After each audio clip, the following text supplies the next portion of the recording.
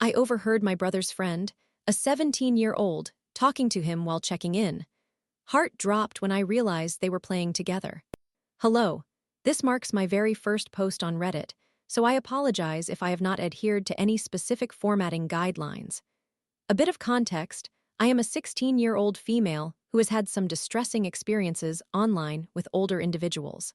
Because of this, I keep a close watch on my brother while he is online, but recently I have not monitored him as closely as I used to since he generally interacts with the same friends and engages in familiar activities. Any advice or assistance regarding this matter would be greatly appreciated, as I intend to discuss the situation with my mother in the morning after feeling quite anxious earlier. I am sharing this post across multiple subreddits in hopes of gathering as much feedback as possible before I inform my parents. Yesterday, I decided to join my brother in a Roblox game since it appeared to be outside his usual interests. He was playing Row 63, whereas he typically enjoys anime-themed fighting games and vehicle simulators. Furthermore, the game's cover art seemed somewhat inappropriate. As I am currently feeling unwell, I stayed confined to my room to avoid spreading my illness, and we communicated through chat. I noticed my brother's replies were somewhat delayed, which struck me as odd, but I dismissed it as just him being preoccupied with the game. During our game, which involved conducting experiments by injecting subjects with various viruses and watching them transform, I heard the bathroom door close in the hallway. I asked my brother if it was him because I coincidentally needed to use the bathroom as well. But after receiving no reply, I assumed it was him and just waited. Shortly after that, a completely black avatar approached the window in our game room and stated, "Yes, that's him in the bathroom." Given that I was feeling irritable due to my illness, I perceived him as a stranger attempting to join our conversation for humor or inclusion, so I asked, "Who are you?" He claimed to be my brother's friend from Xbox. For some additional context, my brother used to play on his Xbox with other children he met in Rocket League, or when searching for someone to team up with before his Xbox was taken away due to behavioral issues. I kept a close eye on who he interacted with, typically only children his own age or younger, the oldest being 13, and I was familiar enough with them that I occasionally played with them too. Returning to the conversation, I initially thought the person was simply being irritating, and as our discussion progressed, it somehow reached the point of him claiming to be a school dropout. I honestly do not remember how we got there, but I believe he mentioned it after I inquired about how he was connected to my brother. At that point, my brother returned and affirmed this individual's narrative. Unsure of the guy's age, I expressed disbelief that such a young person could be a dropout, as I assumed he was around my brother's age. However, after my brother came back, I chose to stop engaging with the stranger. Eventually, after my brother returned, we both logged off to have dinner. My brother promptly retreated to his room as per his usual routine, either to play on his phone or watch a movie if something was on television that he wasn't interested in. At that point, I assumed everything was fine. After watching 2 movies, I headed back to my room but paused by my brother's door upon hearing him talking, which I assumed was with a friend. I was in complete disbelief when I heard a voice much deeper than it should have been. I entered my brother's room casually to check on him, and upon my arrival, both he and his friend fell silent. My brother was just explaining the game they were playing, while the stranger stayed quiet. Then, unexpectedly, after a few minutes of light conversation with my brother, the other person commented on the game, and I confirmed that his voice indeed sounded almost as deep as our father's. When I asked how old he was, he replied that he was 17. My heart sank upon hearing this, and instinctively I looked at my brother, who was grinning at me, seemingly awaiting my reaction since he already sensed my concern. I questioned why he was playing with an 11-year-old and reiterated my brother's age, just to ensure the stranger understood. However, I found it hard to believe he wouldn't know, as my brother is honest and wouldn't hide details like that. He is also very much aware of what constitutes inappropriate behavior. The guy stated he was aware of my brother's age and didn't perceive any issue since he wasn't hurting him. I started to feel emotional because the situation seemed so unsettling, and his nonchalant attitude about it was alarming. I then asked, "Don't you think it's strange for a 17-year-old boy to be playing with an 11-year-old who is not a family member?" even if you are not harming him. As a 17-year-old, can you not understand why I find this uncomfortable? How would you feel if your 11-year-old brother played with someone who is 17? He responded. He does, and I don't care. This infuriated me. I followed up by asking if he had any friends around 17 or people closer in age to play with, and why he chose to engage with my brother. He claimed that he did, but wanted to play with my brother at that moment. This made me uncomfortable. To clarify, I genuinely don't mean to offend, but he spoke in a tone reminiscent of a condescending, socially awkward individual, which added to my distrust. His speech was distinctly different from how I heard him conversing with my brother. After this exchange, I exited the room since my brother was preparing to go to bed and called a friend to get her perspective on whether I was overreacting. At that moment, I was struggling to breathe and felt like I might burst into tears. She told me I might be a bit overly sensitive, yet she understood my point of view and recommended that I discuss it with my brother before involving my parents, who might either react overly harshly or dismiss the situation entirely. By that time, my brother had logged off and was falling asleep, but I woke him to ask about his friendship with this stranger. I inquired about the person's name and what he knew about my brother. My brother said the guy was named David, but claimed he did not know the other guy's name, which I found hard to believe since my brother's Roblox username includes his first and middle names, and if David is 17, he should be able to figure it out. However, many of my brother's online friends tend to refer to him by his gamer tag, so perhaps I am mistaken. I then asked what their conversations were about, and at first, my brother became defensive, asking why I was bringing this up as if something was wrong, insisting they did not discuss anything inappropriate, just joke stories. I didn't ask for specifics. I merely sought a general idea of their topics of conversation. When I inquired further about joke stories and asked him what types of jokes they told, he said he couldn't recall any as he was trying to sleep, which I respected. I pressed a little more, asking what they could possibly discuss, to which my brother responded that the 17-year-old knows about 11-year-old stuff, so they talk about that. What? Then my brother repeated the guy's earlier remark when I questioned why he interacted with my brother when he had peers closer to his age. He's not hurting me, so what's the issue? This deeply unsettled me because my brother previously would have found such an age difference concerning. He is the type of kid who would call out inappropriate wording. I worry he doesn't recognize anything wrong because he is a boy as well, leading to further anxiety on my part regarding the implications for his understanding of sexuality. Even if this isn't the case, why would a 17-year-old choose to play with an 11-year-old who isn't a relative? Who does that for fun, especially when they have no connection? My brother has numerous friends his age and is quite sociable. It's not as though he lacks companions to play with. Before becoming aware of this individual, my brother had a group of friends his age that he played with when his Xbox was taken or when he simply chose not to play. As a quick addendum after speaking with my brother, my friend and I did a comprehensive search of this person's Roblox account. Knowing to look for community groups, I went through his 14 friends and 7 followers, as well as the individuals he followed and their groups, but found no red flags. Could I please receive some perspectives on this matter? Am I overreacting? Why is this dropout engaging with an 11-year-old about 11-year-old stuff? I must admit, I've had personal experiences with online grooming around my brother's age. Groomers often don't start with inappropriate conversations. They work to earn your trust and appear to be a friend initially, which amplifies my concern regarding his age and the nature of their friendship.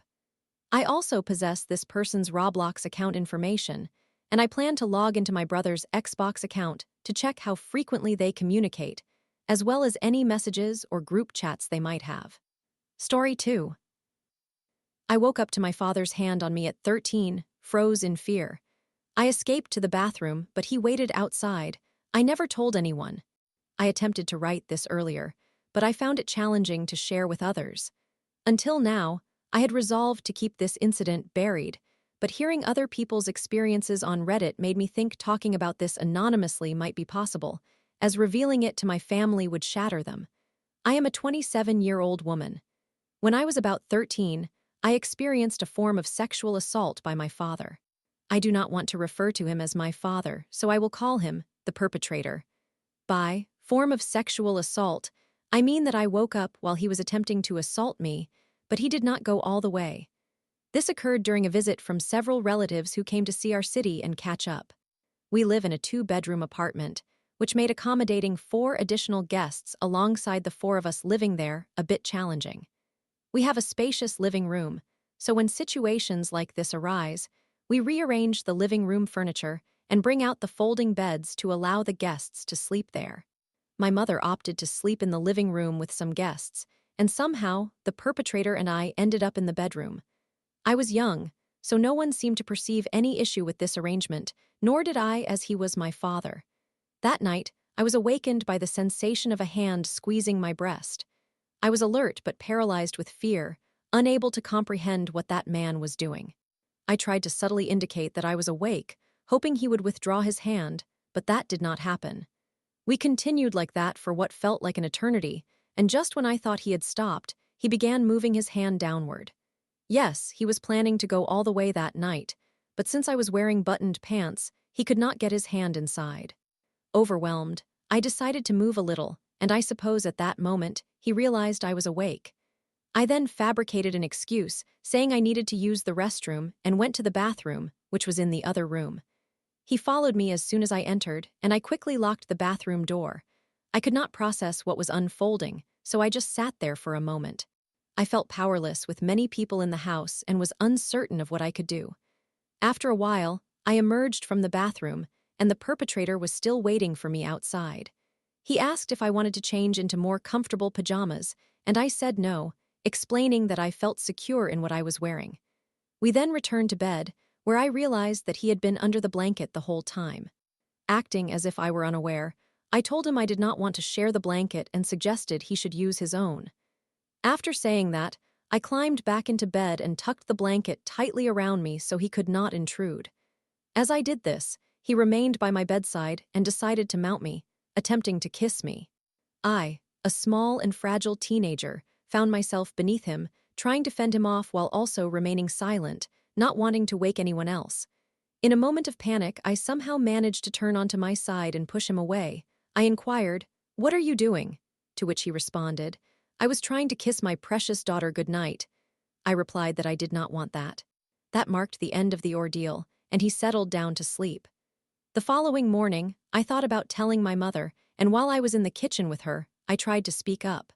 However, she appeared so joyful that I did not want to dampen her spirits. The words simply did not come out. Days turned into weeks, and I still couldn't bring myself to tell her. I was terrified of how this revelation would affect us. Would we have to leave our home? I worried whether my mother could manage caring for 2 children on her own after a divorce. Consequently, I decided to remain silent. Days, months, and years passed, and I remained unable to confide in anyone. The relationship between my mother and the perpetrator was not good either. She worked full-time and managed the household while he acted as a typical neglectful father and husband. Following the incident, he carried on as if nothing had transpired, but I could not bear to look at him or meet his gaze because he revolted me. At that point, I began to loathe myself for not taking action, and then I started to detest my body.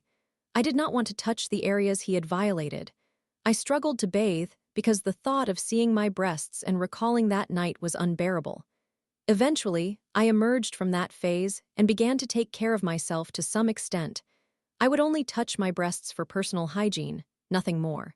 In the meantime, the relationship between my mother and him continued to deteriorate, and their arguments escalated. Every time they quarreled, I could only scream in silence, as all I desired was tranquility. Their relationship reached a point where he attempted to assault my mother as well, but she would not tolerate it. She would retaliate and then come sleep with me and my sister in our room. This continued for many years, and my mother eventually began sleeping with us permanently while the perpetrator slept alone in his room, though the fighting did not cease. Eventually, my maternal grandparents passed away from old age. That was the catalyst for my mother's anxiety. She realized there was no one left to offer her emotional support. She descended into depression after my grandmother's death, as they were particularly close. Gradually, her depression morphed into anxiety. Many years later, she sought professional help and medication after her anxiety attacks intensified. Witnessing her condition, I resolved it was best not to disclose my experience. I am uncertain how revealing this would affect her, and I do not wish to find out. I also faced significant struggles in school. I was unable to concentrate, becoming an average student. Over time, my mental state deteriorated to the extent that I contemplated suicide. Living in the same house as the perpetrator was more than I could bear, yet I felt powerless. Each day, I would devise ways to end my life in a manner that would hurt less, but then I would look at my mother and wonder if she could cope without me. I concluded that suicide was not the answer. I loved my mother too much to leave her alone with that man. Although I decided against taking my own life, those thoughts still haunted me, as they seemed so much more peaceful. I lived with this depression. Some days were tolerable, but the pressure to excel in school weighed heavily on me. I somehow managed to pass my school exams and got into college, where I resolved to turn my life around, make friends, focus on my studies, and secure a good job. I cherished my college experience as I formed meaningful friendships. The academic demands felt manageable, given my classes started at 10 a.m., and I was giving my all to my studies. After 3 years of college, securing a well-paying job proved challenging, so my friend and I decided to take a year off to explore job options while still applying for the MBA entrance exam. Due to financial constraints, I could not ask my mother to pay for coaching for the entrance exam, which was quite expensive. Instead, I chose to invest in self-study using a few books. I needed her to fund my MBA program too, so I couldn't ask her for money, knowing there was a good chance I could fail even after attending a reputable coaching center. Ultimately, after passing the exams and pleading with my mother to help me with college expenses, she agreed, and I successfully completed my MBA alongside my friend. I secured a job through campus placement at a large multinational corporation with a top salary. By then, it was the year of COVID-19, so just landing a job was a significant achievement for me. I still reside in the same house with my mother and the perpetrator. My sister married 4 years ago. The perpetrator is essentially ostracized within this household. Although he lives here, no one exchanges words with him. I wish he would leave. I have spoken to my mother repeatedly, suggesting we should simply move away, but she insists on saving face in front of other relatives. At this juncture, I long to escape, but I cannot abandon my mother behind. There is also the issue of commuting between her workplace and mine. I have not confided in anyone about my depression. It fluctuates, with some days feeling good, while other days I find myself contemplating suicide, even though I do not desire these thoughts. I wish my mind would cease its turmoil. I do not want to feel internal agony and constantly cry. I also have the impression that so much time has passed that, should I choose to share this, few would believe me. I do not know if the perpetrator even remembers the day he turned my life upside down. All I wish for is to create a happy life for myself and my mother, but I believe we are both suffering in our respective ways.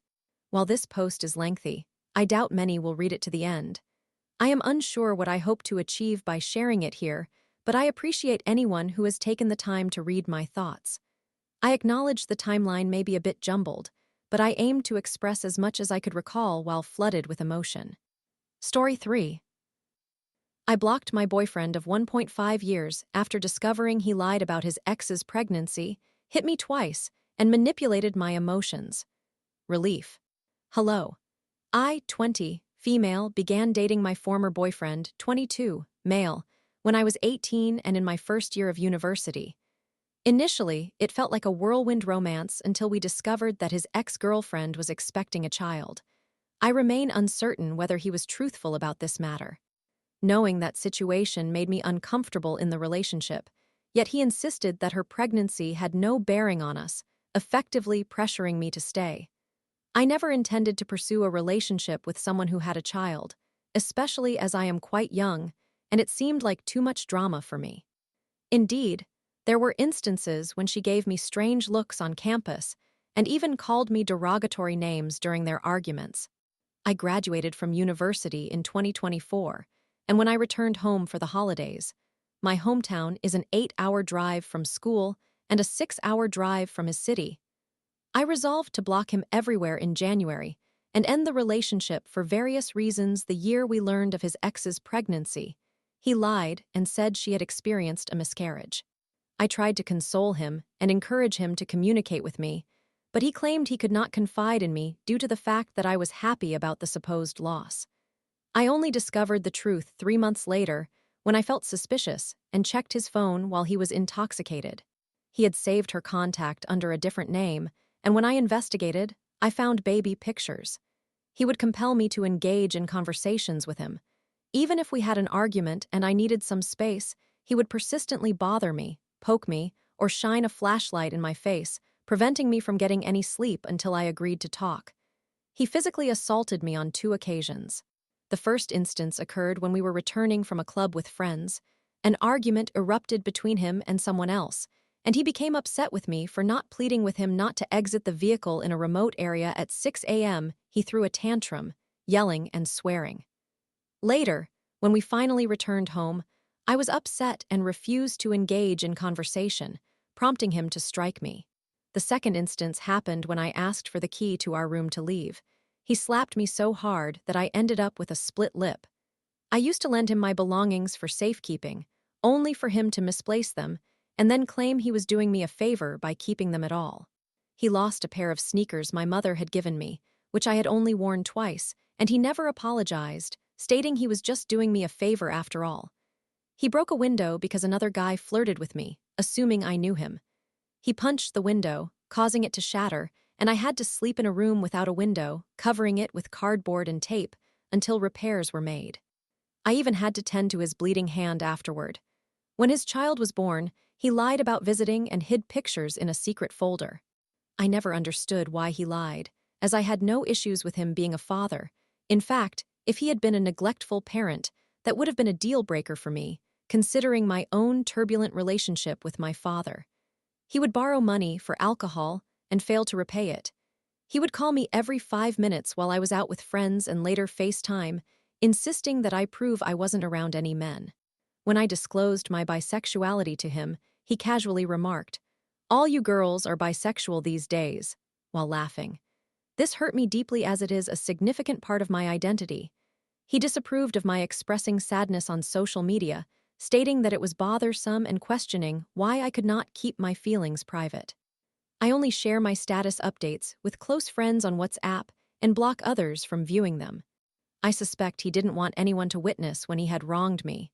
During arguments, he would resort to name-calling, labeling me as foolish or stupid, despite my academic success exceeding his, and implying that I was promiscuous. We argued about his mistakes and the consequences, during which he would insult me by referencing my difficult relationship with my father. He would provoke reactions by pushing, poking, or embarrassing me until I became upset and then played the victim. On one occasion, he nearly got me expelled from my room because he was not permitted to be there. I allowed him to stay the night because he had no means to return to his place. He began shouting in the hallway and sat in the shared living room, prompting my friend to ask him to return to my room. Fortunately, the caretaker was not present that night. He would grow angry if I happened to do something or go somewhere without informing him. Shortly after discovering his lie about the baby, it was his birthday, and since we were not on speaking terms, I did not give him a gift. He remained upset with me until his next birthday and used guilt to manipulate me regarding this issue. When his next birthday arrived, I made a significant effort, as much as a broke university student could, purchasing him a nice t-shirt, some liquor, candy, and a few other items. Conversely, on my birthday, all I received was a simple, "Happy birthday" text without even a midnight message because he had fallen asleep, and when I bought myself a cake, he insisted that I should also buy him one. He went all out for his best friend's birthday, celebrating for an entire weekend. I felt disappointed because I typically do not celebrate birthdays, but he wanted to establish a culture of celebration, leaving me as the only one putting forth effort while he contributed little. He never spent money on me, never bought me food or anything thoughtful, yet I frequently brought him little gifts or fast food when I visited the mall. The one time he claimed to have bought me something, he left it in his room, heading out to drink with friends, and never retrieved it, telling me later that it had to be discarded due to ants. No birthday gifts, no small tokens for Valentine's Day, no heartfelt gestures like handwritten letters or even flowers. Our outings usually ended up being split 50-50, or I covered the expenses. While I understand he was just as financially constrained as I was, it often felt exploitative, merely revolving around physical intimacy and watching Netflix. It was hardly enjoyable, as he was so selfish that I rarely had a good time. The one occasion we celebrated my birthday, he proposed a beach picnic. I paid for the shuttle, snacks, my drinks, and our entrance. He invited his friends, who joined us in the cab I had financed for my birthday. Once there, he spent half of our time swimming with his friends while I had to look after their phones and drinks. I was forbidden from having male friends, and taking photos with any males would spark arguments, even with my cousins. He once became upset when my cousin and I watched anime alone. He insisted on FaceTiming me and called multiple times when I indicated that his behavior was unreasonable. He engaged in an emotional affair, though I cannot confirm whether it progressed to a physical relationship. He refused to use protection and accused me of infidelity whenever I suggested it. He would coerce me into sending explicit photos. When I was back home for the summer, justifying it by saying he missed me due to the long-distance situation. I also sensed that we were not compatible because he constantly talked about wanting children, marriage, and moving in together in a different city. I am very focused on my career and wish to concentrate on advancing my studies now that I have earned my degree and explore internship and graduate opportunities. Moreover, I do not wish for marriage or children, nor do I want to cohabitate with a man. These are just some of the experiences I encountered. I chose to ghost him because every time I attempted to end our relationship, he would simply laugh, show up at my door, and beg for forgiveness until I relented. I grew weary of this cycle and the lack of seriousness regarding my boundaries, understanding that his disregard for my wishes was another obstacle to our future. When I graduated, I saw my opportunity to break free. I do not regret my decision, nor do I feel guilty, yet I wonder if I am a bad person for experiencing relief instead of guilt or heartbreak. After all, he occupied 1.5 years of my life. I feel genuinely content and question whether it is wrong to feel as though a heavy burden has been lifted from me.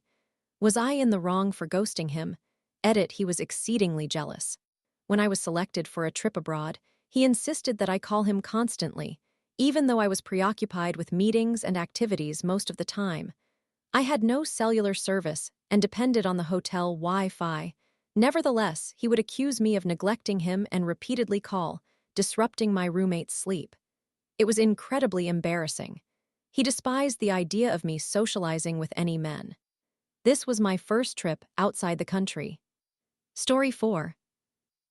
I took Joe's last asset, but when he parked his truck to block a driveway, I had it towed.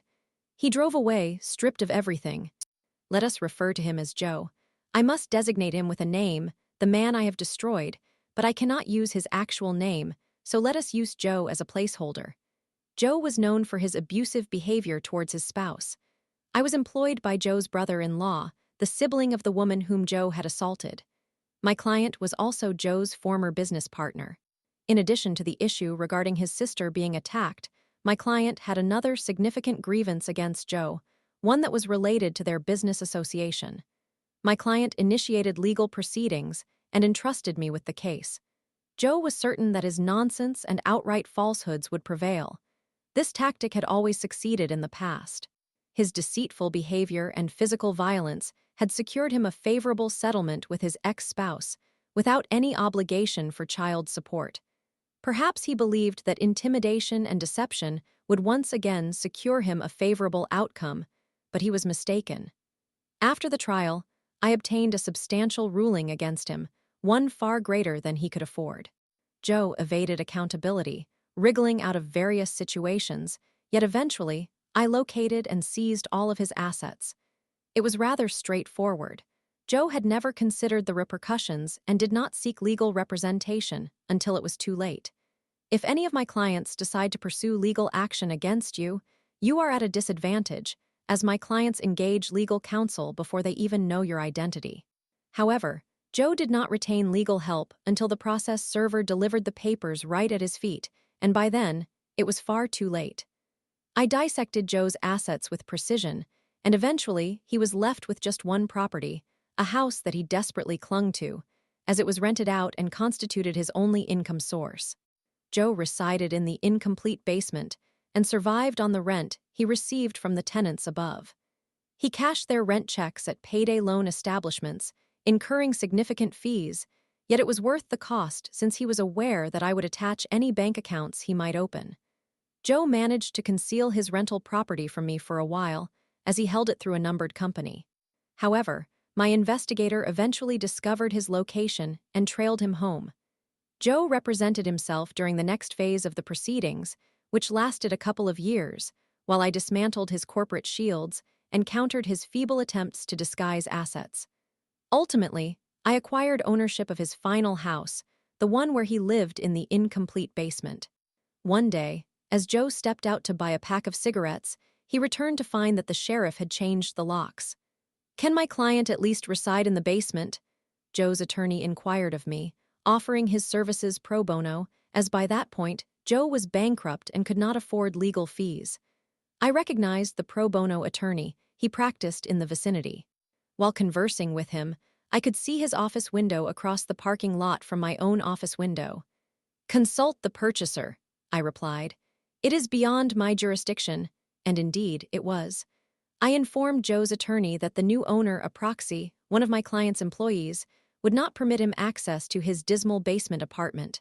Joe, a man who had previously owned various properties throughout the area, had just lost the last thing he possessed in this world, save for his truck.